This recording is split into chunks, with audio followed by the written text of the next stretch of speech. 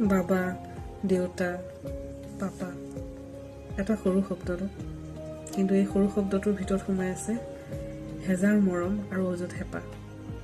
আৰু ইয়াৰ প্ৰকৃত অৰ্থ তেওঁলোকেই বুজি পায় যাৰ কাষত দেউতা নাই।